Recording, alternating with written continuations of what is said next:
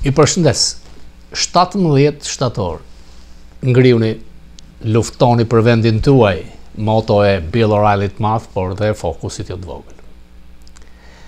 Jam kthyer nga një vizit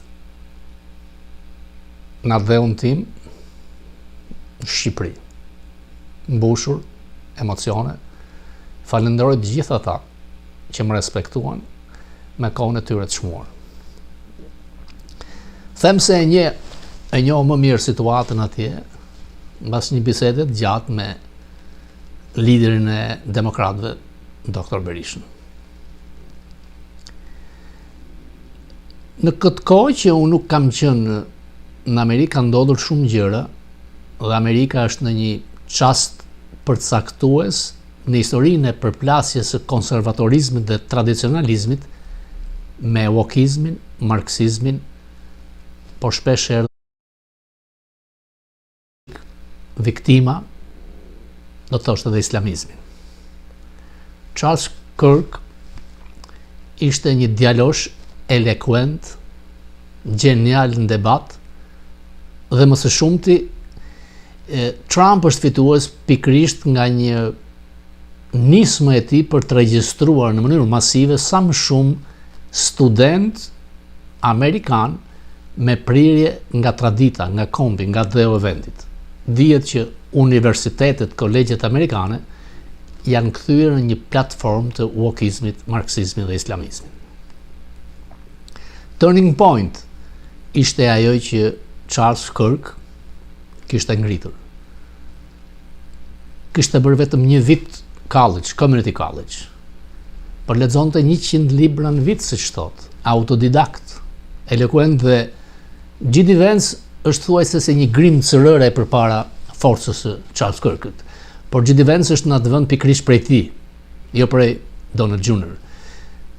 Mendimi im personal është që Charles Kirk në një të ardhme do të ishte presidenti i Shteteve të Bashkuara, figura më impresionuese nga e djathta amerikane që mbronte traditën, kombin, natyrisht që edhe ai kishte kalesat e tij të ekstremit kur flasin në rastin e islamizmit, por mbetet një figurë pikërisht turning point. Dhe ajo që ndodh me median e majtë amerikane, me njerëz shumë që gëzohen nga vdekja një djaloshi i cili armën e tij kishte fjalën e lirë, debatin, por Amerika është më e ndarë se kur është një urrëtie shumë e madhe. Fatkeqësisht. Ky vend që është vetëm 4% e popullsisë botërore, zotëron 46% të armëve që janë në botë. Amerikanët janë të armatosur në dhëmë. Dhe nuk flitet për armë të lehta, pistoleta, revolver, siç do thonë, por ka armë të rënda, armë që shkaktojnë krime masive. Kjo mund të kthehet në një nismë të re për të regjistruar sa më shumë të djathtë nga rinia amerikane për në zgjedhjet e midtermit, të cilat deri tani duket se zoti Trump mund të humbas. Është një mesazh i keq ndaj traditës, ndaj konservatorizmit, ndaj amerikanizmit real. Dhe mesazhi u shoqërua disa ditë më vonë kur zoti Trump hyri në një nga restorantet e Washington DC dhe kur dy gra, femra pro-Palestinës me Free DC, Free Palestine, you are Hitler of our time. Është e çuditshme se si Secret Service do të lejonte të hynin aq afër presidentit Trump figurina të tilla që mund të kishin pasur dhe një armë. Duket se Deep State janë me miliona vetë. Dhe Deep State nuk është vetëm nga e majta. Deep State ka njerëz të tillë nga e djathta. Ajo përplasje ka shpatel dje në Senatin Amerikan me sharje dhe përbuzje nga senatorët, por dhe përgjigja pa nivelin e një drejtorit e FBI të tregon më së miri. Natyrisht që ato ditë që isha në Tiranë, pesimizmi, ndje një lloj që një urrëtie masive ndaj kryeministrit arrogant dhe prepotent Rama, por është krijuar ideja që ai si Enveri nuk largohet më kurrë. përse duhet shkoj në këtë pikë. Dhe natyrisht, falenderoj ata njerëz që më ndjekin. Ato që unë kam thënë për dosjen McGonigal u vërtetuan nga raporti inspektorit përgjithshëm të Departamentit të Drejtësisë kur nxorën dokumentin e hetimeve ndaj tij. Thuajse asgjë e re nga të gjitha ato që unë kam thënë ose kam shkruar, dhe i mbetëm edhe njëherë që dosja McGonigal është aq e thellë sa në mos e ka groposur, do ta gropos Ramën, kandili i tij ka kohë që ka nisur të shuhet. Dosja është 8.000 faqe.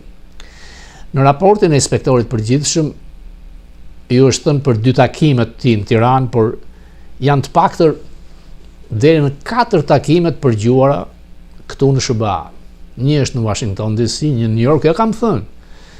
Dhe natyrisht gjithçka është tek dosja. Ka një, për të qenë i qartë, kur kërkohet të ngrihet një akuzë ndaj dikujt, qoftë McGonigal, Soros, le të themi, hetuesit duhet të kenë fakte dhe ja paraqesin një juri të madhe. Dhe juria e madhe vendos që a ka case për të shkuar në gjykat apo jo. Nuk është aq e lehtë. Faktet ndaj McGonigal ishin skajore sa juria e madhe dha viston. Dhe në qoftë se kujtoni ato që ju kam thënë, kanë zgjatur hetimet, pra ka pasur një ide se mund të shpëtonte McGonigal duke shpenzuar për avokat të shtrenjtë, avokat që kanë qenë dikur të zyrës së Rudy Giulianit të madh, dhe gjatë rrugës u bind që faktet ishin të tilla që në qoftë se do të kishte gjyq, dënimi ndaj tij do të ishte 25 ose 30 vjet. Dhe në qoftë se do të kishte gjyq, e vërtetuar kjo dhe nga gazetarë që kanë bërë hetime të madhe, nga Mother Jones që kanë qenë tek unë, kryeministri Rama mund të thirrë si dëshmimtar, edhe pse ka imunitet si kryeministër, por ajo që kemi thënë që është ndaluar nga FBI, të cilët pa pasur mandat mund të ndalojnë gjithkënd, tregon që çështja është serioze.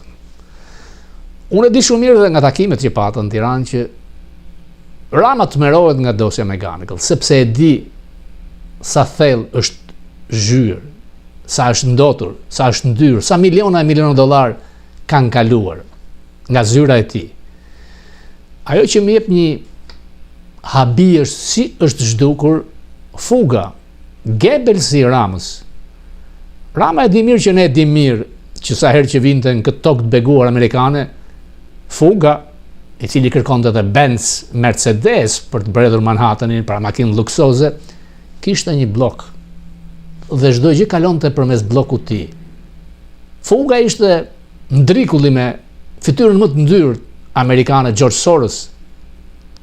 Fuga di shumë herë më tepër se ish zëvendës kryeministri që është në Ratin Zvicër, Ahmetaj, i cili mbante çantat me dollar për Ramën sa herë që vinte këtu. Ka shumë dëshmimtarë që i dinë. Dhe Rama duhet ta ketë mësuar se sa herë që në këtë vend, në New York, vjen një me pasaport diplomatike, FBI e ka përsipër.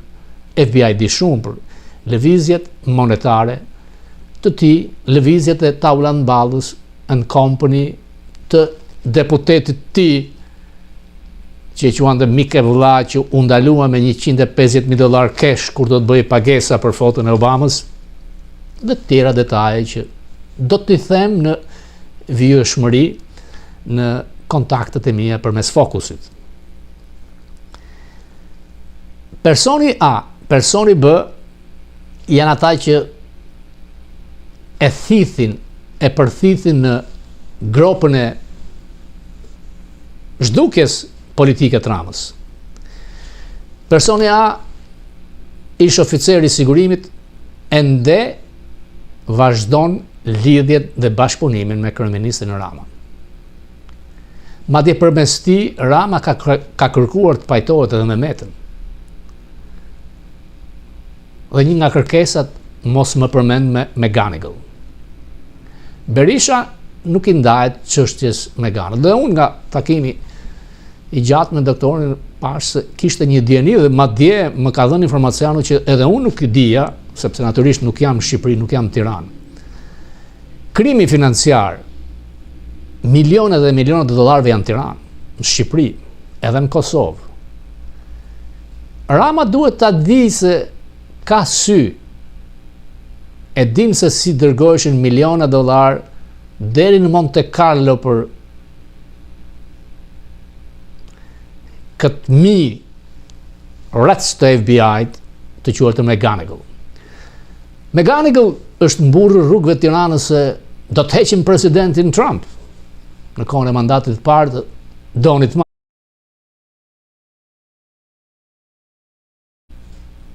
Kanë rrisur rihetimet, është marrë të paktën, nga informacionet që kam, 3 herë në intervista në qeli. Në drejtësi, jo vetëm në Amerikë, por dhe në Shqipëri, nuk mund të dënohesh 2 herë për të njëjtin krim. Pra mund të tallen me këtë zgjidhje. Pra, kaq ignorant të paditur të jenë shqiptarët dhe të qeveria tyre që sa t'i besojnë inteligjencës artificiale diçka të tillë. Diçka që nuk kalon, nuk ka se si të emrosh ministre për inteligjencën artificiale një figurinë. Kur ti nuk ke 24 orë ujë, kur ti në shkolla je ende me shkumës me drasa të zeza. Kur i nden në Tiranë vjen e keqe nga papastërtitë sepse ujërat e zeza derdhen mes qytetit. Kjo e ndotur është edhe poshtë në miliona dollar ku me të vërtet plazhet janë spektakolare të bukura. Por shërbimi nuk është perëndimor. Kur vinden miliarda dollar, nuk ka del za hëna Jupiter e Saturn të shpëtoj liderin global, të çmendrin global, të smurin e Ballkanit, vllajën e Vučić. Sepse njerëzit afërti e dinë, e ndjejnë. Njëri që një të natës del, ikën nga shtëpia aty pa ditur se ku, ka një barë të madhe. Dhe ftoja ka nisur ai dimri vetmis madhe me Amerikën. Në 4 korrik nuk bën pjesë tek ceremonia festës të ambasadës amerikane. Mund spekulosh që nuk e ftuan, apo ky kërkon të tregojë ka shëllik. Vjen anija luftarake amerikane, ftojnë Begajn e Joramën, të njëjtën gjë dikur e kanë bërë Metës. Nuk ka një status për 11 shtatorin. Dhe në fjalimet e tij për politikën e jashtme, pro BE-s dhe me kunja ndaj Amerikës për zgjidhjet e situatave botërore. Ai mund mendoj se ka peshkuar Kushnerin, i cili ka pasur lidhje biznesi me vajzën e përshtirë, djalë vajzën Soros të George Sorosit. Nuk mund ta blesh donin e madh. Qoftë duke falur Sazanin, duke vjedhur Karaburunin, Zvërnecin, Surrelin, Thethin, Valbonën. Ka një fund. Dhe fakti që vetë të majtët e ndershëm nuk e duan tregon shumë. Ti mund të vishesh si Karagjoz, mund vendosur syze si modelist, si njerëz të transgendera, geja, ku të di si ta quaj, por përsëri edhe pse ke një sistem patronazhistës që vjedh zgjedhjet në mënyra skajore, ka një fund. Unë e di që ideja jote është që të ndryshosh kushtetutën, të heqish Begën, të jesh vetë president. Kujton ti se nuk ishte ëndra tilla Ramizalia, Palimiska, Dilçaçani, Kurani Saj, sepse ti asaj partie i takon. Tani ka ndodhur diçka. Do të mundohem që të kem përmes Bill O'Reillyt, por edhe me ambasadorin Bolton, i cili më përgjigjet ç'po ndodh me Kosovën. A vjen kjo mbas bisedave në Alaska? A është thjesht një përplasje me Kurtin? Por unë dhash këmbanën në alarmit, kur ministri i jashtëm erdhi dhe u prit nga Rubio, mua më dha shije të keqe. Doja të vinte ministri im shqiptar, ose ai i shqiptarëve të Kosovës. Dhe në takim Rubio tha që po para përgatitet platforma e një partneri strategjik. Pra në qoftë se ti je partner strategjik me Serbinë, nuk mund të jesh dhe me Kosovën. Nuk ka asgjë për partneritetin strategjik me Shqipërinë. Hamendjet janë që mund të bëhet non grata Kurti, e kjo shkon dhe tek Rama. Në seancën e OKB-s, unë e di se do të vi Begaj. Mashtrimi dhe justifikimi që një vit vjen njëri, një vit tjetri, unë nuk e blej, sepse ka qenë një vit që kanë qenë të dy. Dhe Rama e mban mend se ndaloi FBI mbi një orë në aeroport. Dosja me Ganëgëll është e thellë. Rama ka luajtur për interesat, nuk e di me dashje pa dashje, të oligarkëve rusë tek nafta shqiptare në kurrizë të taksapaguesve shqiptarë, të popullit të tij, në kurrizë të pensionistëve, të mësuesve, ndaj të cilëve tatet. Përse era turizmi? Sepse ja uli vlerën në 20% euros dhe dollarit. Kompanitë shqiptare që eksportojnë jashtë nuk kanë marzh më të madh fitimi se kaq. I mbyte. Dhe ai luks i plazheve të jugut mban erë. Ato vila të betonta që kanë kafshuar atë mal që ka rezistuar me stoizëm e shekuj, mban erë. Dhe kudo me përqindje është ai. Amerikanët i din lëvizjet financiare, lëvizjet monetare. Natyrisht që situata është Gaza, është Ukraina, dhe ende tek doni i madh, që falë Zotit e kemi president në këtë rikthim të dytë, sepse ky vend po shkonte te poshtë me wokizmin, marksizmin, por pikërisht si një dhuratë, një gift, Trump drejton shtëpinë e bardhë. Nuk ka shkuar çështja jonë. Nuk shkon thjesht me lobist. Faji është dhe edhe hyni. Nuk e kemi lobin, siç e kanë fqinjet. Por unë kam besim dhe shpresë se do të shkoj. Departamenti Amerikan ndryshon shumë nga ai kohës i urikimin.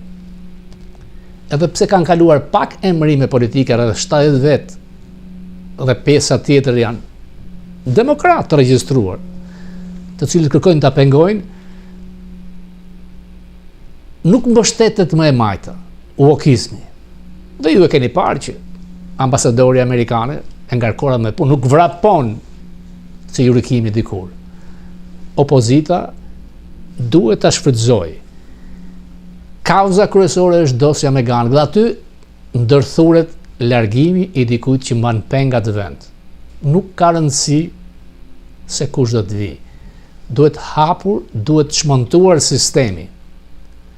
Rasti i parë i shqiptarëve për të treguar që nuk e duan këtë lloj neo-diktature janë zgjedhjet në Tiranë. Administrata me 220 sa mi vet, vetëm 2200 ka demokrat. Kaq mjafton, këtu ndalon çdo gjë.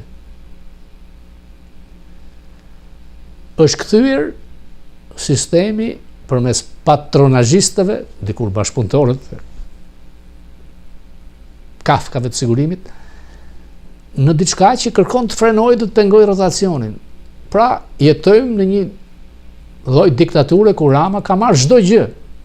Çdo gjë, drejtësinë, spakun të vërtetuar. Rreth 148 milion dollar të marra nga Sorosi për të vendosur figurinat njerëzve të tij. Berisha është i qartë. Por në këtë kohë, kjo lloj neo-diktature nuk të ndalon ta luftosh. Pra nëse ke zemër, nëse ke njerëz si Alfons Zeneli and Company, ato zërat e kumbushëm të viteve të para që aty janë. Unë nuk kam qenë antar e kam mbështetur dhe nuk mund të ndërhyjet i organizimi, por disa që nuk më pëlqejnë, as Bardhi, as Gjemerka, unë e them, por prap e vendosin votuesit dhe kjo forcë ka mundësi që të rikthejë edhe një lokomotive për mbysjeve të mëdha. Unë besoj, unë shpresoj. Shumica dërmuese e shqiptarëve janë ndershëm. Dhe unë ndjeva këtë në ato takimet e përditshme në vendin tim. E pash pa kënaqësinë masive ndaj Ramës, që Kandili ka kohë që ka nisur të shuhet, dhe nuk më vjen mirë që krijohet kjo ide, ai nuk i kur, jo, e keqja nuk mund të rik, e keqja nuk mund të rikur. Sepse është një brezëri. Fatkeqësia më e madhe është ajo që në 16 vite kanë hikur më shumë se 1 milion shqiptarë. Dikush mund të thuaj që unë nuk mund të flas sepse unë kam hikur, jam pjesë e ikjes, por më besoni që unë nuk kam hikur thjesht si emigrant ekonomik, kam qenë detyruar. Dhe në këtë vend të madh, si A2 jam plotësuar, vetëm kam gjetur atë që nuk mund ta bëj atje, por prap nga këtu njësoj sikur jam diku atje. Jam aktiv, dua të kontribuoj për vendin tim që të mos të vazhdoj të jetë peng e të majtës vazhduese të Enver Hoxhës. Unë shpresoj. Mund të I have a dream. Ndaj njëshi është ai votues të gjithë. Mos u tërhiqni. Mos u bëni pesimist. Rama është një kandil që po shuhet. Shqipëria meriton të drejtohet nga e djathta. E majta e ka shumë borxhe Shqipërisë, krijuar nga Jugoslavët, ndaj nuk është rastësi që vazhduesi i partisë Enver Hoxhës Rama, që i ngjan shumë, është si vëlla me Vučić. Nuk është rastësi. Por ashtu si u tallën me Vučić, e njëjta gjë do të ndodhë dhe me Ramën nga ky vend i madh. Faleminderit.